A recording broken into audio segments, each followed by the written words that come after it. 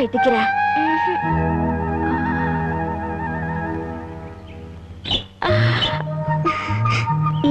చిలక కావాలా? కావాలి. అయితే బయటికి రా. బయటికి రా.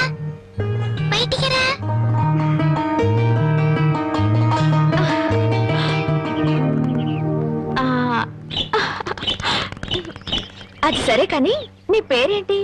తులసి. అలాగా. ఆయన నీకేమవుతారు? మా నాన్న. నాన్న? మరి మీ అమ్మేది? లేదు. ఎక్కడికి వెళ్ళింది? దేవుడి దగ్గరికి వెళ్ళింది. ఎవరు చెప్పారు? నాన్న చెప్పారు. మరి దేవుడి దగ్గరికి వెళ్ళిన వాళ్ళు తిరిగి రారా? ఎందుకు రారు? వస్తారు.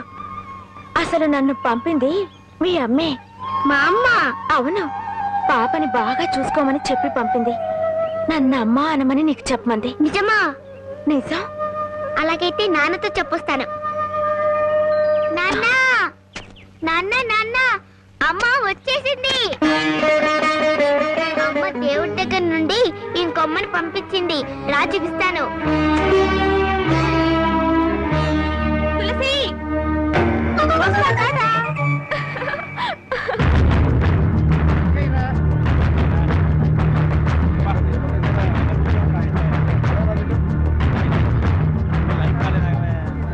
తులసి, తులసి, మీ అమ్మను చంపిన వాడు వీళ్ళలో ఉన్నాడేమో చూడమ్మా. లేడు.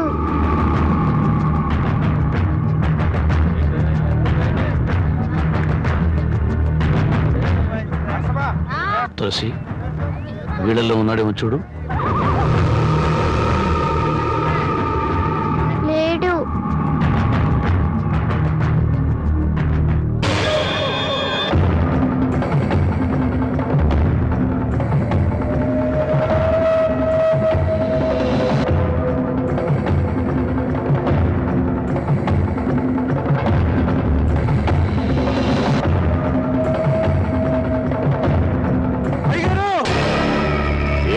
అయ్యగారు, అయ్యగారు, రాంబాబు గారు ఈ ఊర్లోనే తిరుగుతున్నాడు.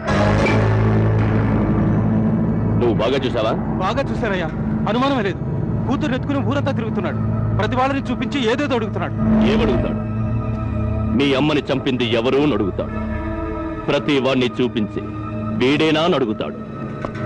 వాడి పెళ్ళాన్ని చంపుతున్నప్పుడు చూసిన ఒకే ఒక సాక్షి వాడి కూతురు. ఆ రోజే దాని గొంతు పిసికేసుంటే చిన్న పాముని పెద్ద కర్రతో కొట్టినట్టుండేది. సమయం చూసి దాన్ని లేపేస్తే ఆ రాంబాబు గారు నన్ను ఏమీ చెయ్యలేడు. ఏమిట్రా ఏమిట్రా నువ్వు చెప్పేది నిజమా? మన ఊరు వచ్చి మన వాళ్ళందరినీ కొట్టి ఊరు బయట గుడి చేసుకున్నది వాడా?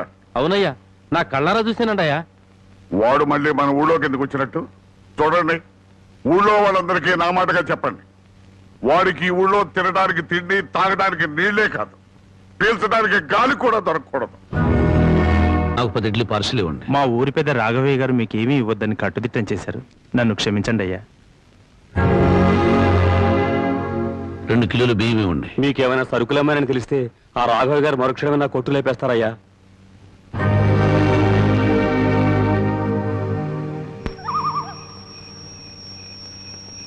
మా ఊరి పెద్ద రాఘవయ్య గారు మీకేమీ ఇవ్వద్దని కట్టుదిట్టం చేశారు. నన్ను క్షమించండి అయ్యా. మీకేమైనా సరుకులమ్మానని తెలిస్తే రాఘవయ్య గారు మరుక్షణమే నా కొట్టు లేపేస్తారయ్యా.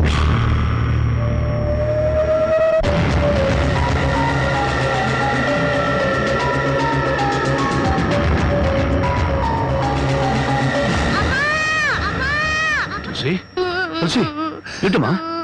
ఏమైందమ్మా? ఏమైంది? ఎందుకు ఏడుస్తున్నావమ్మా? చెప్పమ్మా. ఇంకోనమ్మా? కావాలి.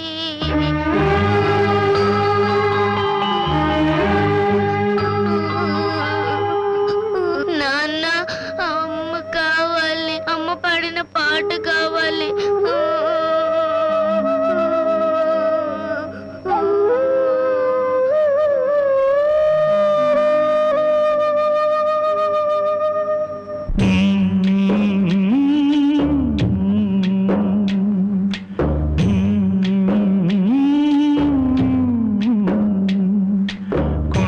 కోన పాల మదిలోన కోపమేల రాలేదు రామయ్య పైన కొండ కోన పాలైన సీతమ్మ మదిలోన కోపమేల రాలేదు రామయ్య పైన సీత సర్వము రామ పాదము రామచంద్రుడే సీత ప్రాణము ఆ రామయ్య సీతమ్మ అనురాగ బంధం ఎంత మధురము కొండ కోన పాలైన సీతమ్మ మదిలోన కోపమేల రాలేదు రామయ్య పైన రాయల్లే ఉన్నా ఈ రామయ్య పైన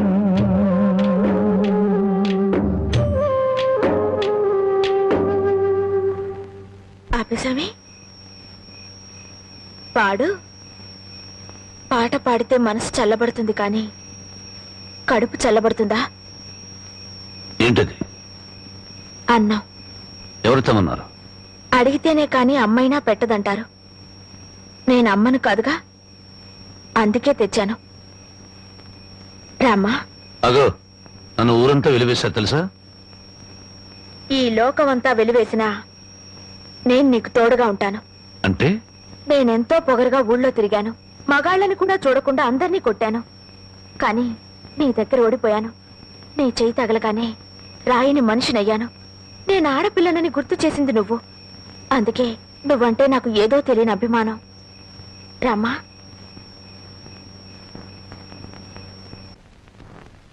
ఆగు! ఎక్కడికి వెళ్ళొస్తున్నావు? ఊరంతా కలిసి వెలివేశారే రాంబాబు, అతనింటికి వెళ్ళొస్తున్నాను. నీకు బుద్ధి ఉందా? వాడిని వెలివేయమందే నేను. తెలుసు, ఒక మనిషిని చంపొచ్చు కానీ ఆఖరితో మాత్రం చంపకూడదు. నలభై ఊరందరికీ లేని అభిమానం నీకెందుకే? అతనంటే నాకు ఇష్టం. ఏమండి ఆగండి, ఎందుకు ఇంత ఆవేశం? దీన్ని నరికేవతో మారేస్తాను. మీరేమైనా చేసుకోండి, నా మనసులో మాట చెప్పాను. చెబుతావే, ఎందుకు చెప్పు? అసలు వాడెవడేమిటో నీకు తెలుసా? తెలీదు. మీ అక్క చావుకి కారణం ఎవరో కాదు, వాడే. నేను మీ అక్కను చెప్పానా? ఎవడా మాట చెప్పింది? మా నాన్న. ఎవరు మీ నాన్న? రాఘవయ్య. నువ్వు రాఘవయ్య కూతురువా? ఈ సంగతి ముందే తెలుసుంటే దగ్గర కూడా రానిచ్చేవాడిని కాదు, నీ ముఖం కూడా చూసేవాడిని కాదు. వెళ్ళుకునిచ్చి. ఏ మా నాన్న నీకన్నా దుర్మార్గుడా? అవును, డబ్బుందన్న మదంతో అంతస్తులున్నాయన అహంతో మీ అక్క మనసుని మంచితనాన్ని అర్థం చేసుకోలేకపోయాడు మీ నాన్న. గుండెల్లో దాచుకోవాల్సిన కూతుర్ని నడిరోడ్డు మీదకి విసిరేశాడు. నేను నమ్మను. నేరం మా నాన్న మీద తోసి తప్పించుకోవాలని చూస్తున్నావా? నీ మనసులో ఏ కుట్ర లేకపోతే మళ్ళీ ఈ ఊరెందుకు వచ్చావు? ఎవరి మీద పగ తీర్చుకోవాలని వచ్చావు? నా మీద, మా నాన్న మీద, లేకపోతే మా కుటుంబం మీద? నేను మానవత్వం ఉన్న మనిషిని. పుట్టినప్పటి నుంచి చివకు కూడా కిడు చేయాలనుకోలేదు. పచ్చని పొలాల మధ్య పల్లెటూరి అమాయకత్వంతో కల్లా కపటాలకి చోట్లేని మనుషుల మధ్య అల్లరి చేస్తూ ఆనందంగా తిరిగే జీవితం నాది.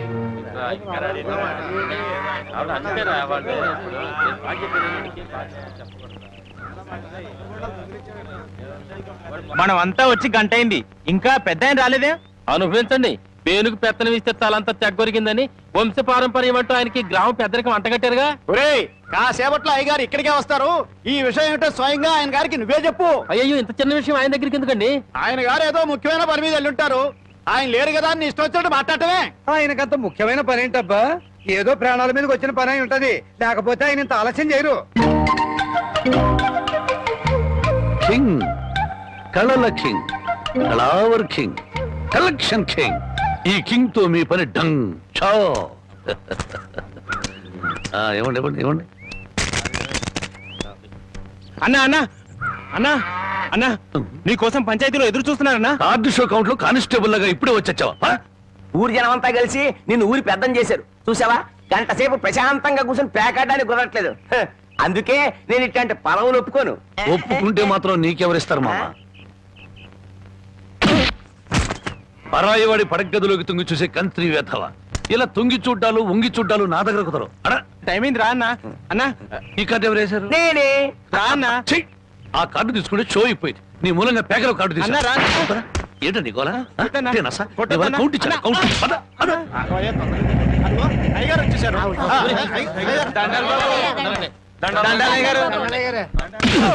ఇన్నాళ్లకు నా హ్యాండ్ రేసింగ్ లో ఉండి ఇవాళ దొంగతనం చేస్తావా? నిన్ను ఏమిటో అంతా? ఏంట్రా మీరు? రేయ్, రేయ్, నాకే తెలియదు రేయ్, ఇన్నాళ్లకు నా హ్యాండ్ రేసింగ్ లో ఉందిరా. నా రేసింగ్ అంతా పాడు చేసావు కదరా. రాంగ్ కార్డు కదా. ఇప్పుడు చెప్పండి రా, ఏం జరిగింది? ఏం జరిగింది? అయ్యా నేను తోటలోంచట కాలు మర్చుకోవడానికి వెళ్ళానయ్యా. 20 అంటే 20 నిమిషాలు అంతే. 50 కొబ్బరికాయలు దొంగిలించాడయ్యా. ఏరా దొంగతనం చేసావా? నేను దొంగిలించలేదయ్యా. దొంగలించలేదు. దొంగ చూపులు చూస్తావేట్రా? దొంగ వెదవా, దొంగ వెధవ. దొంగ చూపులు చూస్తావేట్రా? దొంగ చూపులు. చెప్పరా, చెప్పరా, ఎందుకు దొంగతనం చేశావు? ఎందుకు చేశావు? 6 రోజులుగా పరిపాట ఏమీ లేదంటయ్యా. 4 రోజులుగా పస్తులున్నారంటయ్యా. ఆకలికి తట్టుకోలేక ఒక్కాయ కొట్టుకు తాగారంటయ్యా. ఓహో, వారం రోజులుగా పని పాట ఏమీ లేదు. రైటు. 4 రోజులుగా పస్తులున్నావు. రైటు. ఆకలికి తట్టుకోలేక కాయలు కొట్టుకు తాగావు. అది రైటు. మరి 50 కాయలు ఎందుకు దింపావమ్మా? అది రైటు కాదే. ఎలాగూ ఎక్కారు కదా అని దింపారంటయ్యా. ఏం దేశ సేవరా? చూసారయ్యా, వీడిని వదిలిపెట్టకూడదయ్యా. వీణెందుకు వదులుతాను అనరు? రై, 20 నిమిషాల్లో 50 కొబ్బరి బొండాలు దింపావు. అదే 20 నిమిషాల్లో 50 కొబ్బరి బొండాలు కొట్టి ఇక్కడున్న వాళ్ళందరికీ ఇచ్చేసేయాలి.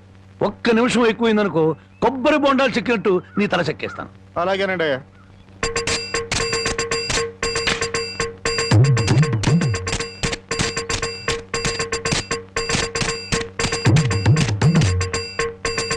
ఎంతసేపు ఎండలో నుంచున్నందుకు మంచి కొబ్బరి బొండం దొరికింది.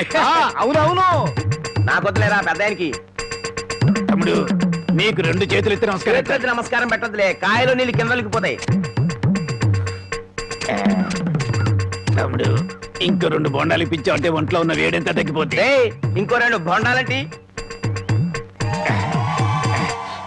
రై, ఇప్పుడు ఈ కొబ్బరి బొండాలు తాగుతున్న వాళ్ళందరి దగ్గర కాయకి 5 రూపాయలు చొప్పున వసూలు చేయాలి. మరి ఓసీలో వచ్చాయి కదా 3 కాయలు లాగిస్తే డబ్బుల్ది వేడంతా దిగిపోద్ది. ఆ 250 రూపాయలు ఓనర్కి ఇచ్చి అయ్యా వాడిని అలా వదలకూడదు, తగిన శిక్ష వేయాలి. అలాగే. రై, రేపటి నుంచి ఆయన గారి తోటలకు పనిలోకి అయ్యో ఆ దొంగల పనిలో పెట్టుకోవాలా? పని లేనందువల్లే కదా దొంగతనం చేశాడు. అది కాదయ్యా. ఇంకేం చెప్పకు.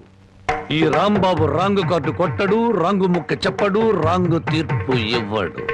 కాదంటానికి నువ్వెవడవరా? నీ మెళ్ళో నా విరిగిపోను, నిన్ను పిచ్చి కుక్క కర్మ, నీ కాళ్ళు చేతులు పడిపోను, ఉంచుకుంది పక్కింటాడుతో లేచిపోను.